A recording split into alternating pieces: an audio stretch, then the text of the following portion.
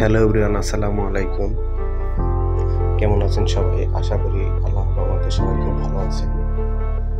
আমি আপনাদের দয়ায় খুব ভালো আছি।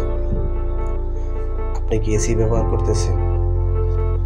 আপনার এসিতে কি সঠিকভাবে সার্ভিস দিচ্ছে না, অথবা আপনার এসিতে কি অতিরিক্ত পরিমাণে বিদ্যুৎ বিল আসে? তো চলুন আজকে আপনাদেরকে দেখাবো কেন আপনাদের এসিতে অতিরিক্ত পরিমাণে বিদ্যুৎ বিল আসে। চলুন।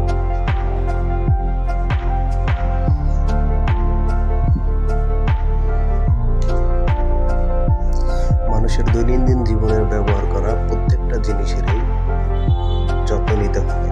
আপনি যদি আপনার জিনিসের যত্ন না নেন, তাহলে সেই জিনিসটা কখনোই আপনাকে সঠিকভাবে সার্ভিস দিবে না।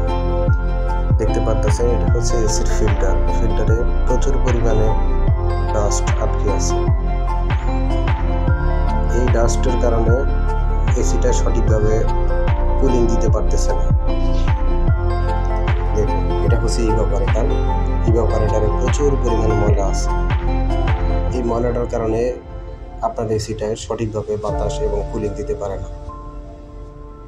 সঠিকভাবে ঠান্ডা না দেওয়ার কারণে আপনার এসিটা অতিরিক্ত সময় চলে, মানে যতটুকু চলার কথা তার থেকে অনেক বেশি এসিটা চলে। এই জন্য আপনার এসিটায় যতটুকু বিদ্যুৎ বিল আসার কথা তার থেকে আরও অনেক বেশি বিদ্যুৎ বিল আসে। এই জন্য আমরা একটা হাইড্রোলিক মেশিন নিলাম। হাইড্রোলিক মেশিন নিয়ে আপনার এসিটার যে ইভাপোরেটর আছে, ইভাপোরেটরটা পরিষ্কার করার চেষ্টা করতেছি, যাতে ইভাপোরেটরের ভিতরে একটু পরিমাণ ময়লা না থাকে। দেখে দেখে আস্তে আস্তে ইভাপোরেটরটা পরিষ্কার করতে হবে।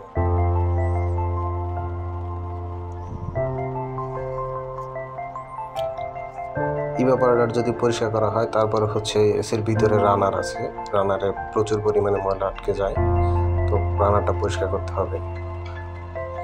রানার এবং ইভাপোরেটর দুটোই পরিষ্কার করা হয়ে গেছে। এখন দেখেন ইভাপোরেটরে একটুও ময়লা নেই।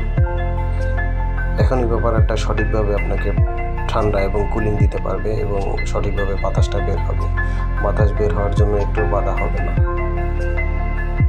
দেখেন, ভিতরে রানার একদম পরিষ্কার হয়ে গেছে এবং ইভাপোরেটরটা দেখা গেছে একটু ময়লা নেই। সম্পূর্ণ পরিষ্কার করার পরে এটা হচ্ছে ফাইনাল লুক। এখন আর এসির ভিতরে একটু পরিমাণ ময়লা নেই। সঠিকভাবে সার্ভিস পেতে হলে বছরে অন্তত 2টা মাস্টার সার্ভিসিং করবেন। আল্লাহ হাফেজ।